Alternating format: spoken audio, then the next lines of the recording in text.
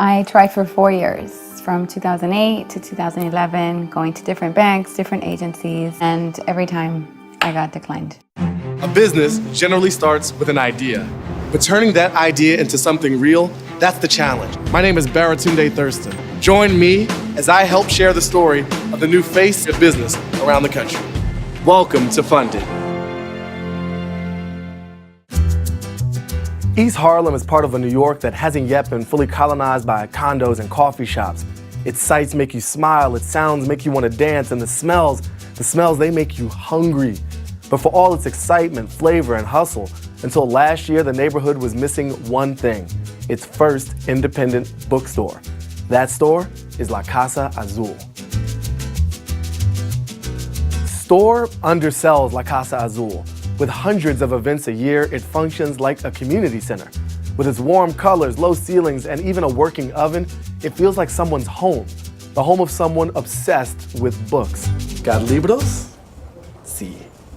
That someone is Aurora Anaya Cerda, a former teacher and eternal book lover whose entrepreneurial journey stretches back to her childhood in East LA. So can you tell me more about why you chose a bookstore in terms of the business you wanted to run? I've always been surrounded by books. As a child, I had my own library at home. It was something You had a library? I did. As a child? As a child. That's a nerdy thing. It is. To her considerable passion, she added heavy doses of diligence. She followed all the steps you're supposed to follow when you start a business. Research market, gain skills, draft business plan, cancel sleep plan, file paperwork, place hat in hand to begin the agonizing process of raising money. Plan A, try the banks. No go. Plan B, seek alternative lending options. Another no. After 4 years of following protocol, Aurora was nearly out of options until Plan C, ask crowd. I chose Indiegogo because with the others, it was more of a all or nothing type of deal. Social media was my platform for this. Being on Twitter, Facebook, every other day I would kind of give an update. These are the funders that we've had in the last 24 hours.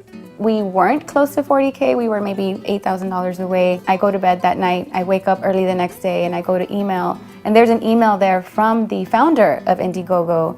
And he said, we've never really done this before. Several people have actually emailed us and said, we need to extend your campaign. As you know, we don't do that, but we're gonna do that for you. So they extended it, so it really was 47 days of my campaign, and we were able to raise a couple more $1,000s that got us closer to the 40K. Had Aurora chosen an all or nothing funding platform, we might not be telling this story. But she used Indiegogo. And despite missing her $40,000 goal by a few thousand, she was able to keep what she raised and had enough to acquire a storefront and begin construction.